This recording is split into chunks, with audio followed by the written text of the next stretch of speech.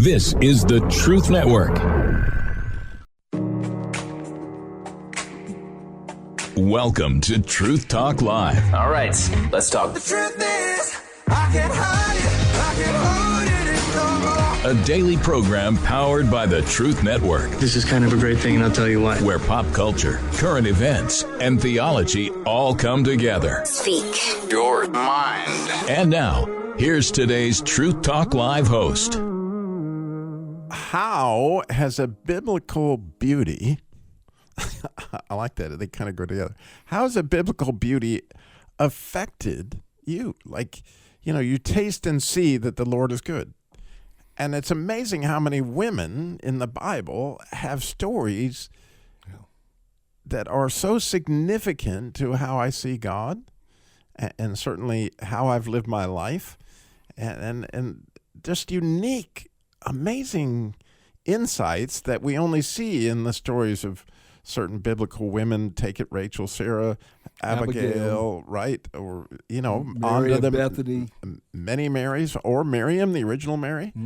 866-348-7884. 866-348-7884. What is it in that story that just radically touched you in such a way that, we're living right now in the time of Esther? I mean, whether you realize it or not, Purim was Tuesday, and certainly Esther was the queen of Persia. And so, like Iran, Persia, right? You get the idea that a bunch of Jews were supposed to be killed on Purim, and the opposite actually ended up happening. And so it seems like there's something in Esther about that, or maybe you had something that you saw with Hannah. They literally cast lots to get the right month and the right day to kill Jews. And apparently they cast lots to create National Women's. What day is it, Doc? Well, we're in March, and it's Women's History Month. And we should take time to take a look at these various women who've contributed greatly to history. But when it comes down to us at Truth Talk Live, we're looking to see what biblical women made a mark in history that inspires us. We were talking about Esther right now. I mean, my goodness, she stepped into the fire. Mordecai said, Esther, you've got to go to the king. And she's like, you know what? If I do that, I can die. Right. But then she had to make that big decision. If I die, I die. And then she called for people to pray for her, to fast for her. But then she went in and she let the king know what was going on, and she saved her people. What a historical person making history. That's absolutely right. And so a story, something in the Bible that really you tasted and it changed the way you thought about certain things, or helps you understand faith, or however it looks, whether it's Ruth, Naomi. 866-348-7884 is the number to call in and share. 866-348-7884. And coming up, Dr. Gary Chapman, the author of the 5 Love Languages. He's got a word to say about this situation with biblical women. Plus, he has a big event that we want to share and get you some information. We're going to talk about that here in a few minutes. But again, as always, this is a live show because we're looking for you to say, wow, this is some amazing stuff. And so one of the things that Doc brought to my attention actually last Saturday, as we were doing the remote out at the Men's Summit, he brought up Abigail. And he said, no, actually the way he framed this, and see, maybe we should just throw this out there. He said, Robby, where did Jesus get the idea to wash feet? Where did the feet washing idea come from? And of course, he stumped the panel, meaning me.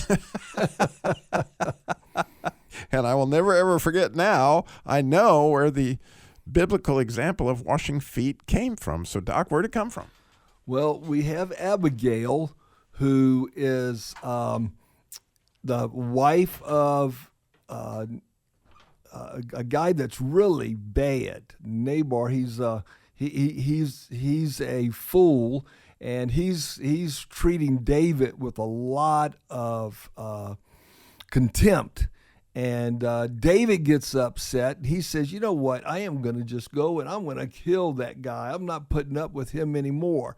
And Abigail finds out that David is going to go and kill her husband Nabal because he's such an idiot. And she goes, you can't do that. You can't do that. You are too big of a man to be doing this. God's got great plans for you. And if you're just going to take vengeance on people, that's going to ruin your testimony, your reputation, your character. And I've always looked at Abigail from 1 Samuel 25 when David said, you have given me such great advice. Everybody needs Abigail in their life. Well, I'm reading the story, and I kept reading on past the fact that he was so appreciative of her giving the advice that I guess I'd been so caught up on the fact that she was a great advisor. I kept reading where David, Nabal will die, and then David will send word to her, come and be my wife. And in verse 41, 1 Samuel 41, she sends word to David through his men, let him know, I will be his maidservant. I will wash his feet. And you think the next word is going to be feet, and it's not. I will wash his servant's feet. And all of a sudden, wait a minute. She's not saying, I'm going to come and wash David's feet, a sign of incredible humility. She says, I'll wash his servant's feet. And that's what Jesus did. He washed really his servant's feet. Wow. So maybe that's where he got the example from. Absolutely. Well, we got Serena is in Dayton, Ohio. Serena, you're on True Talk Live. Hi.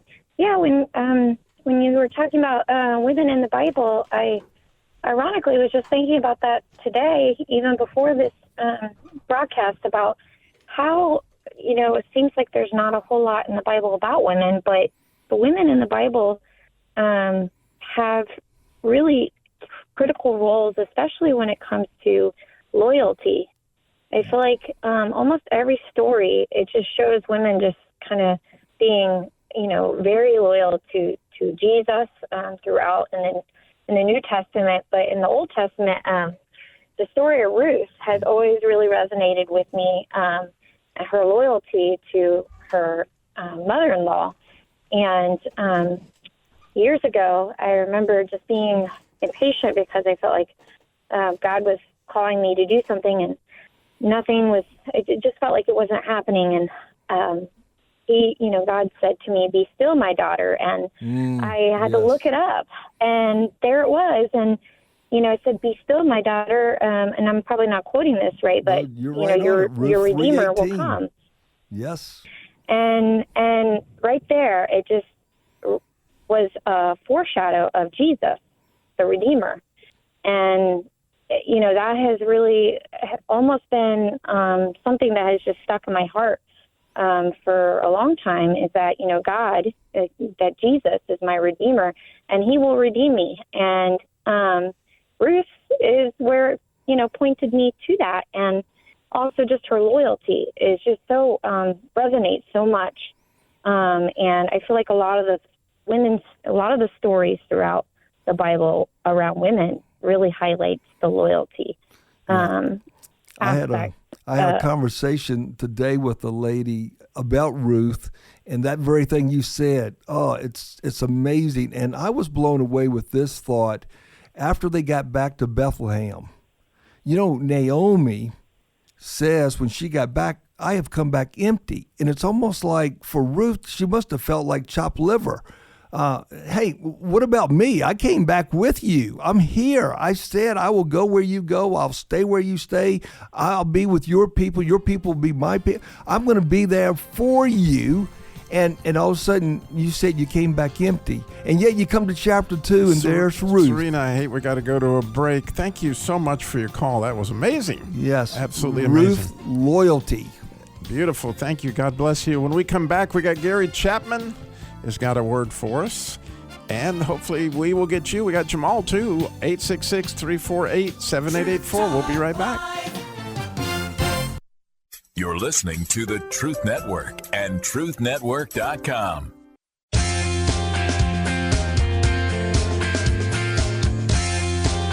Welcome back to Truth Talk Live. Today we're talking about biblical beauties and actually the beautiful stories that really add so much to the Bible itself. Like, I can't imagine, right, that without the stories of all these amazing people of God that happen to be, beautiful women and often described as that way, as Doc pointed out to me. So we got Stu has got Gary Chapman, and he wants to get this information on, unfortunately, talking a little bit about the same thing. So here we go. Friends, we've got a great special interruption here. Stu Epperson, and I'm with Dr. Gary Chapman. Dr. Chapman, you are all over the world sharing the gospel, talking about the 5 love languages, an amazing book, and you're doing a special family conference this weekend in North Carolina. It's not too late for our North Carolina listeners to pop in. Doc, can you talk real quick about the importance of these kind of things, and then can you give us the little bit of the who, what, where, and when about this conference? I am excited about it. Most of the time I'm speaking out of the state, and it's great to be close to home. But this Saturday, March the 7th, starts at 9 o'clock in the morning, goes to 3:30. 5 different topics on marriage and family, focusing on family. For example, we're going to have a whole session on the 5 traits of a healthy family. What does a healthy family look like? Did you grow up in one? Do you have one? How can you have one? And then a whole session on the 5 love languages of children and teenagers. This is geared to parents and grandparents and even single adults that hope you someday might be in a family and have children. Then I do have a session specifically on marriage. 1 session's on marriage. It's called Initiating Positive Change. If you wanted to have a better marriage, where would you start? Most of us start in the wrong place. We're going to talk about how to have a healthy marriage. And then a whole session on anger, understanding and processing anger. Mismanaged anger destroys family relationships. Anger itself is not the problem. It's how we handle anger. And then the final session is on dealing with our failures. None of us are perfect, so we have to deal with our failures, and that involves apologizing and forgiving. But we have different ideas on apology, so I'm going to share 5 different ways to apologize because all of us have different ideas. It's going to be a very practical conference for parents, grandparents, single adults, anyone who would like to learn more about how to have a healthy family. So I'm excited about it. And if they want to register, Stu, they would go online to 5lovelanguages.com. That's the number 5, 5lovelanguages.com, and then click on events, and you will see High Point pop up, and you can register right there online. So it's in High Point, North Carolina this weekend. And Doc, what's the venue again, the church that this is going to be held? It's Wesley Memorial Church. Okay. It's a well-known church there in High Point. Wonderful. Well, thank you so much, Dr. Gary Chapman, for all you've just done to pour into me. I've been to your conferences. I absolutely love them. I know this will be a blessing to many people that can get there. And if you can't, go to that website and go to another one down the road. It fits perfectly with what we're talking about today on Truth Talk Live. We're going to throw it back to them. But first, Dr. Gary Chapman, can you lay your favorite Bible verse on us? What's a verse that has been a blessing, a real ministry in your heart? If I can put you on the spot real quick. I'd say Isaiah 41, verse 10. Fear not, for I am with you. Be not dismayed. I am your God. I will strengthen you. I will help you. I will uphold you with my righteous right hand. A lot of encouragement when we realize that God is on our side. He loves us. He wants to help us. That verse means much to me. There you go. Pretty awesome to get a little Stu in there as we're talking about biblical ladies of the Bible. I mean, ones that just really change things, in some cases like Rahab, just like an amazing thing. Actually, in Jesus' genealogy, we got Jamal, but we want you as well. 866-348-7884, the number to call in and share. 866-348-7884. What say you, Jamal? As usual, I'll Thank you for taking my phone call. I'm glad to hear you guys talking about this topic, and glad to be talking with you, Christian car guy Robby Dilmore, and Dr. Date the Word Carson. Yeah. I don't really have a riveting story about what the female has done in the Bible. I respect them all. Ruth was an amazing story. We heard about that in Bob's study. Maybe not riveting, but very impactful would be a better phrasing for me. And that was Mary at the foot of the cross. And I'm not sure who else was with her. I think somebody else was with her. I'm pretty sure you guys know. But when all the other men, when they ran away and when they were not there, Mary remained. And it was told, I think she went back and told the men that I think he resurrected. I think that's what it was. But the thing that really stood out for me is when everybody else left, Mary remained at the cross. Yeah, it's, and, you know, maybe you've had a friend that stuck like that for you, Jamal. Have you got a story along those lines?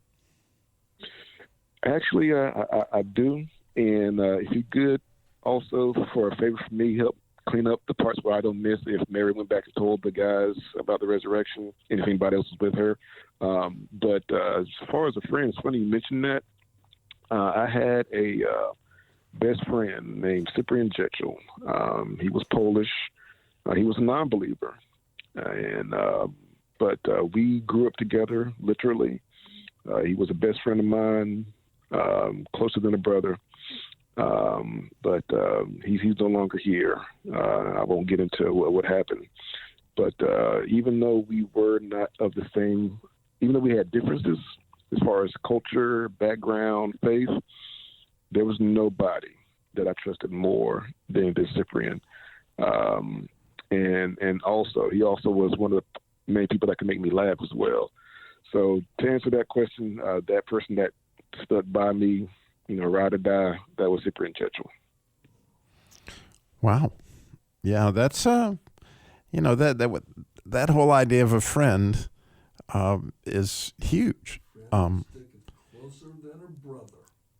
Yeah, and that obviously would be something that would stick out into you is the way that Mary did that and stood there. And then, you know, obviously one of the more difficult things she did was go to anoint the body.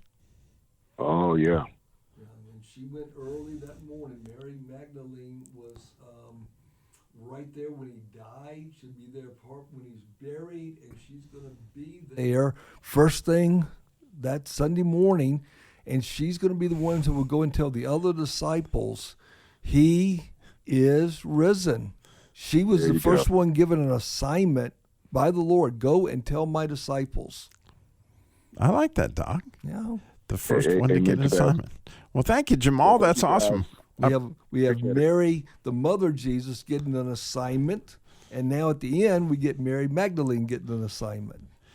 Yeah, and I'd love, you know, personally, since we're talking about Mary, and before we lose Jamal, and share that all those people, to an extent, were named after Miriam, because Greek was the language that they wrote the New Testament in, but those people were all Jewish, and so they were all Miriams, because that would be, you know, after the prophetess that was Moses' sister. And so in that particular generation, everybody wanted to be the mother of the Messiah, and the idea of Miriam being a prophetess was a common way to name young ladies. And believe it or not, to this day, you know what the number one most popular women's name is? I'll give you 3 guesses, Jamal. Mary. You got it. You got it. It's fascinating to me how God honors a name. You know, how many times do we hear the word David in the Bible? Because again, and clearly, Miriam had a special relationship with God, and I love it that she was a friend of God's when you think about it, right, Jamal? Yes, sir. Absolutely anointed him in all sorts of things. We want your calls, 866-348-7884, 866-34-TRUTH. your woman of the Bible. You're listening to the Truth Network and truthnetwork.com.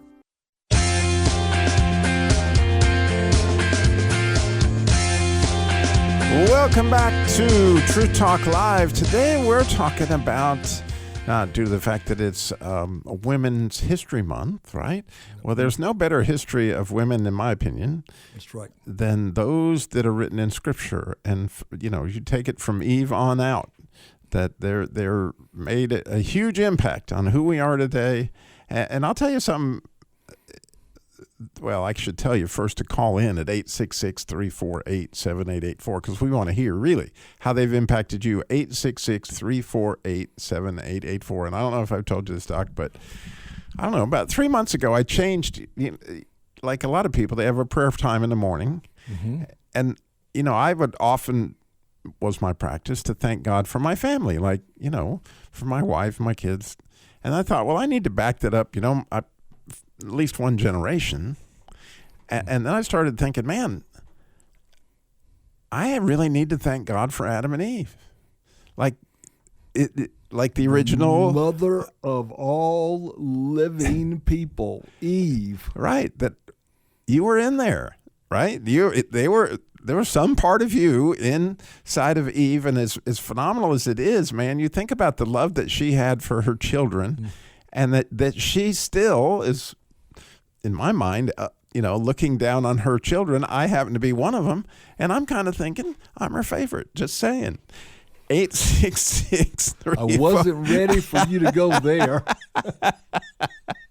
866-348-7884. 866-34-TRUTH. And I have to tell you, Doc, there is a dogwood tree behind you that is blooming, and I have to say it makes me smile. Yes. And I think about that. Spring is coming. But according to the Bible, yes, there are certain women that we're supposed to be thinking about. If you're not thinking about women, then you're not really being biblical, because the Bible tells us Luke 17:32, we're supposed to remember Lot's wife. That's right.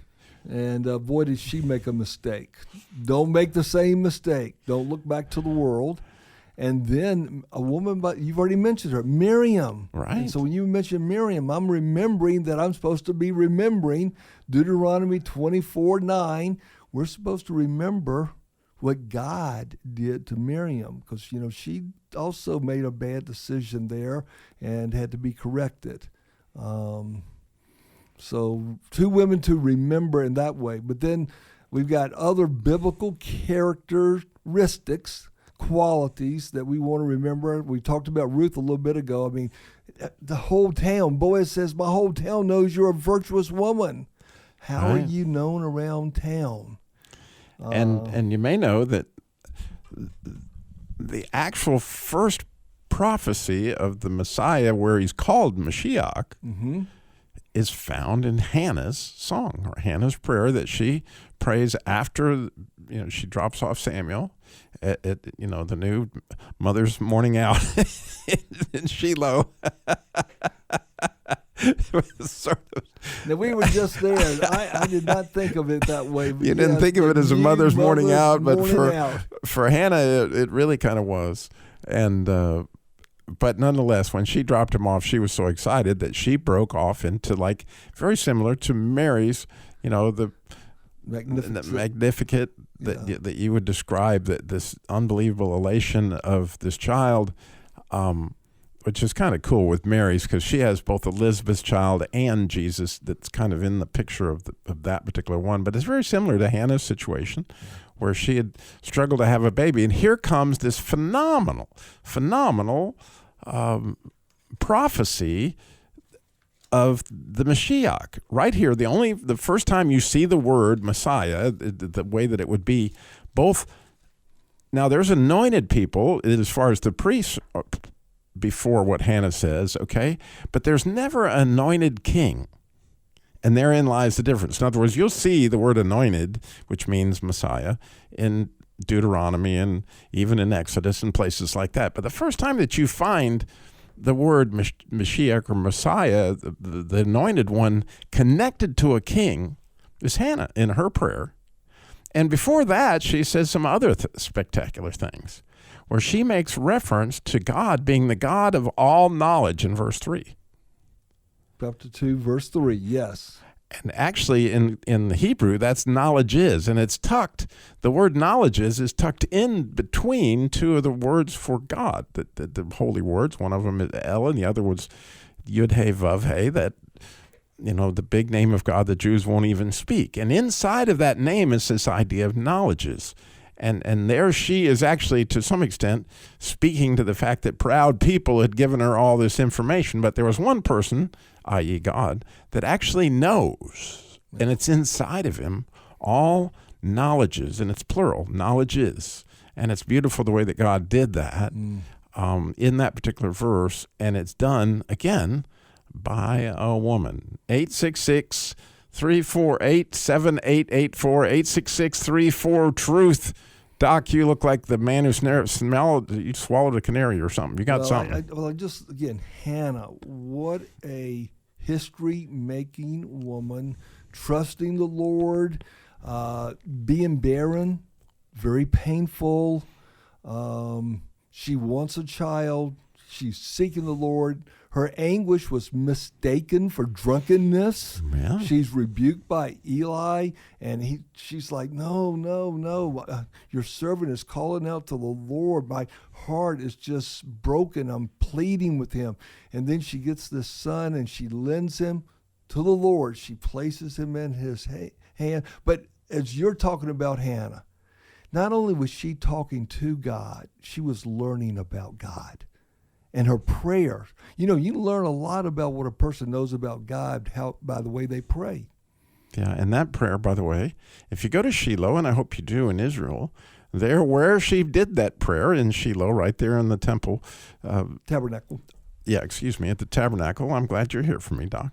Yeah, she was at a tabernacle, and right there is Hannah's prayer, a big, beautiful place where people pray. We got Trisha in Ohio. Trisha, you're on Truth Talk Live. What you got for us? Yeah, I like the story of JL. Oh, yes. There you go. And that's a unsung woman of the Bible. But the whole story of her is she knew Sisera because of her husband. And so they had some history together as far as knowing each other. And what JL was called to do was, on the surface, very difficult to do. But for her, being a woman who, put tents up all the time, and she was in on, conversations. And I could be putting pieces in there that may not be in the Bible, but I did a study on her one time. So she knew Sisera. She knew how evil he was. And so when God called her, because Barak would not take the lead to do it, because Deborah told him, the woman's going to get the glory on here. And when God asked her to do it, everything was set up, and she did it without hesitation, and there was no repercussion. There was no, there was nothing afterwards that gave her anxiety or, what is that? It's a phenomenal story. But you're just going to have to forgive me, Tricia, for saying this, and I know Doc will, but, I'd be remiss if I didn't say that she totally had Sisera pegged. I'm just saying. Oh,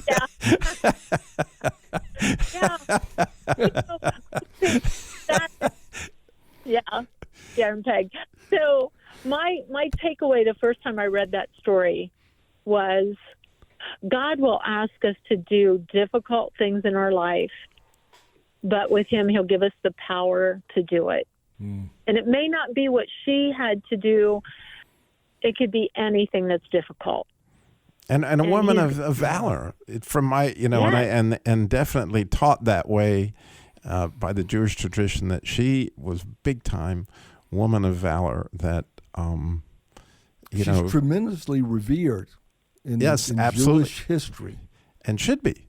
Yes. and should be, because the courage that's involved in that it's unbelievable. But I don't know about you, Doc, but your wife has got a little Jaleel in her.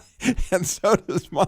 Like, I know a lot of women that they have a boldness that's underneath there. Then when something needs to be done, and my wife will tell you, like, if somebody needs to complain about something from Amazon, it's not going to be Robby. Yeah. I have my own gel that does that kind of stuff. But I don't know. What do you think about that, Tricia? A lot of women have that ability, right? Yeah, it's a gift from God.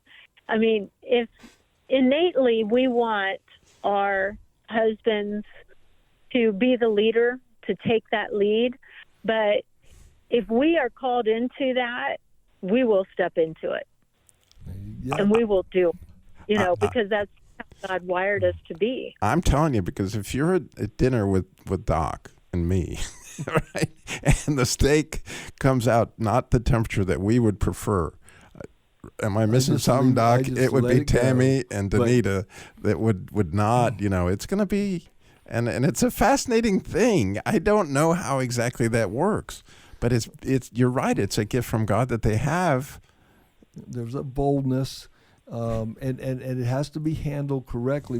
I wasn't expecting jail today, but this again, she's sung about. I mean, that's Deborah put her in her song for how she took that hammer and hit the nail on the head.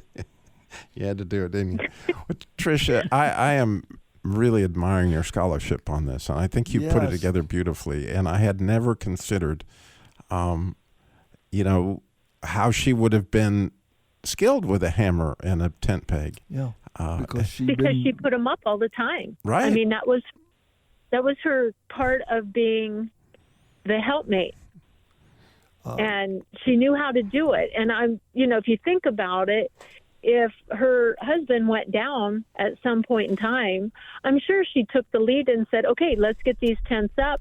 He's away, he can't be here, whatever.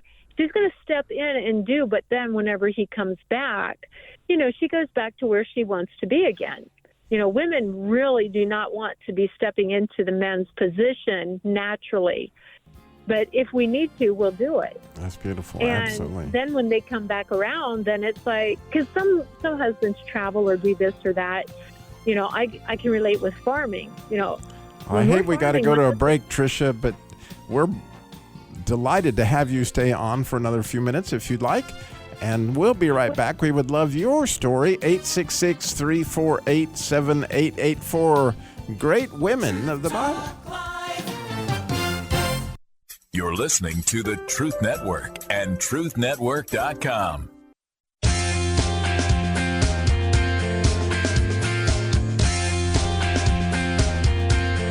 Welcome back to Truth Talk Live, where we are discussing, it's biblical beauty in a unique way. It's women of amazing character that made a huge impact on the biblical narrative in so many different ways. And as Tricia pointed out a minute ago, it was a gift that they were given of God, and they were faithful to it. Even Hagar, right? As she was obedient to her husband and headed out into the desert, right? And as it was, God met her there. I don't know if you're familiar with the story, but the God that sees me comes from that one where, Abraham and his wife Sarah had used Hagar to have the other child, which was Ishmael. And she went out with Ishmael in the desert because Sarah didn't want her son, Ishmael, competing with Isaac. And there, in obedience, an Egyptian woman, meets the God, she wasn't Jewish. She was. That's right. She was an Egyptian woman. She meets God, and he gets a name that we know as the God who sees us. Yeah. It's a beautiful thing that, again, is just, how many of those, what's your story? 866, we want to hear from you. Which one touches you? 866-348-7884.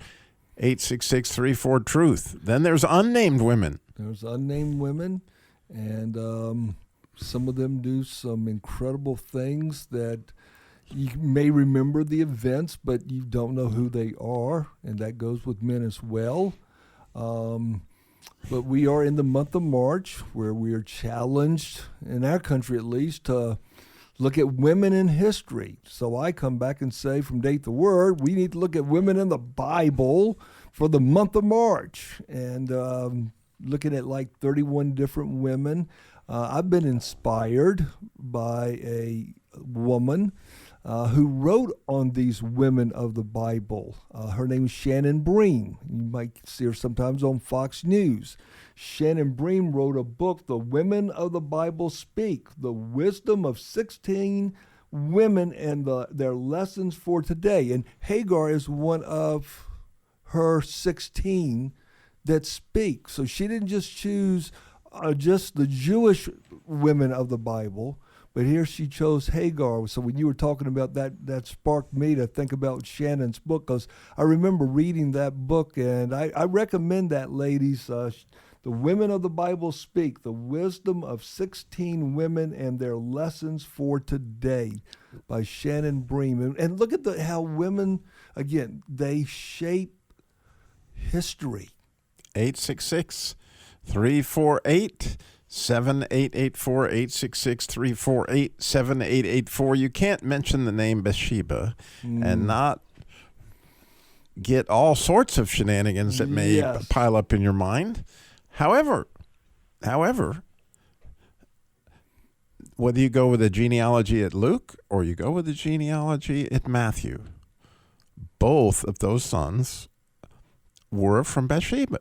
All of David's wives, which I was always rooting for Abigail. Like, I really wanted Abigail to have, be in the line of Jesus, or, one of the other ones. But no. Both of the sons mentioned were sons of Bathsheba. Yeah. And a lot of people, Robbie, think that when Solomon writes in Proverbs 31 about the virtuous woman, interestingly, they think that he's writing about his mom, who was involved in adultery, but then she goes through the forgiveness as well, as David had to go through, and repented, and now she's going to raise a godly man, Solomon, who's going to become the king. And when you think about what happened for Solomon to be the king, at this point in time, David is 70, and he's kind of all over the place. He's having struggles with this and that and the other, and he hadn't had the best luck with his boys, right? Yep. And Bathsheba calls him on it. Yep. I mean, she goes full on Jalel on it. That's right. She kind of had him pegged. Hey, David, we got to have a conversation now. Right. And because of that, right, it changes the world. Changes history. Because Solomon required, wisdom in order to do it, because he was young, and he calls on God, and the whole new temple is built, and there's so much happens as a result of Bathsheba stepping into that moment in history when things seemed to be floundering, because that was an amazing kingdom that David had built, and there it all was, and it's fascinating. But I know you're sitting there, Robbie. Let me tell you the story. Well, please, 866-348-7884, 866-348-7884. Which story? It may be Dorcas. I haven't heard any New Testament women. Maybe you're into purple. I like Lydia, it. My daughter told me today she could not call in because of a teacher-parent meeting, but she said, "Dad, I love Lydia." What a woman. How she helped get that church at Philippi going. And here we have a woman so involved that when Paul writes to the church at Philippi, he doesn't have anything but good to say. She was a foundation stone. I like to say it that way, a foundation stone for the beginning church there in Philippi, the first church in Europe. And one of my all-time favorite stories about a woman is How about the girl that answers the door for Peter? Right. Rhoda, right? You can't be here. You're not supposed. We're praying for you to get out of jail. I am. Oh, it's so real. It's just, if you're going to write the Bible, you probably would leave that part out. But no, she's right there, and she's saying what we all think. Like, God can't get you out of prison. Yeah. Oh, yes, he can. He must be a spirit. We'll have to do a show sometime about surprising answers to prayer. And I bet all of us have had some of those. I can't believe he did it. 866-348-7884. Who is the woman that really, it gives you a flavor for who God is, right? Isn't that a beautiful thing that God is all genders, right? Yeah. And inside of God is when he made men masculine and feminine, he was giving us beautiful images of himself, and that can only be portrayed in some cases through women. Oh. And as a result, we have these amazing stories that only could happen as a result. And I know you've been touched one, so call us. Doc? Yeah. We'd like to pitch it this way. If you could have dinner with someone, one of these ladies, Robby, you and Tammy, who would you want to be sitting down to dinner with tonight? Just to let them tell their story to you. Who would that be? I got to say Rahab would be one. Because oh my goodness. She was raised in a place that had to be difficult. Like Jericho at that point in time was completely wild town. It would make Dodge City look like nothing compared to how she was raised and what she got involved in. And yet, when the spies came in, she saw something she hadn't seen before, righteousness. Yeah.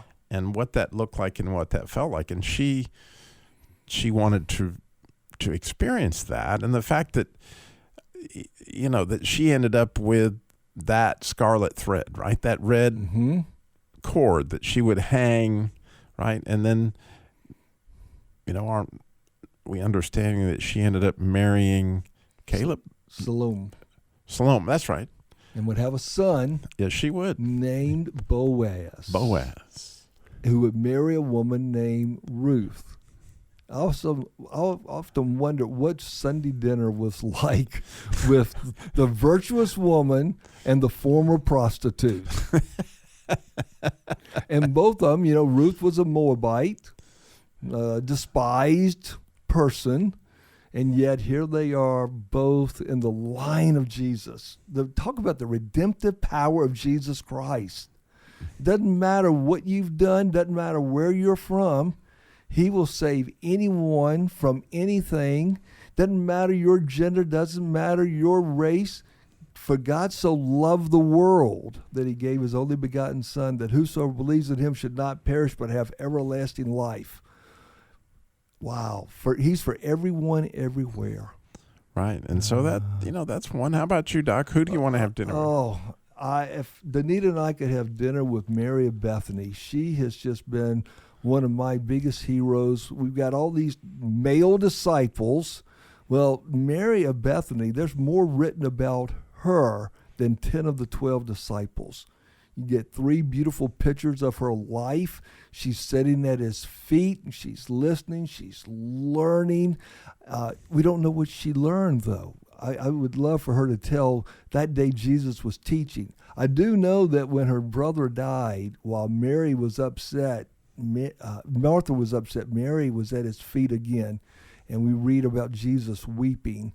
But then she would wash his feet with that alabaster jar full of precious ointment.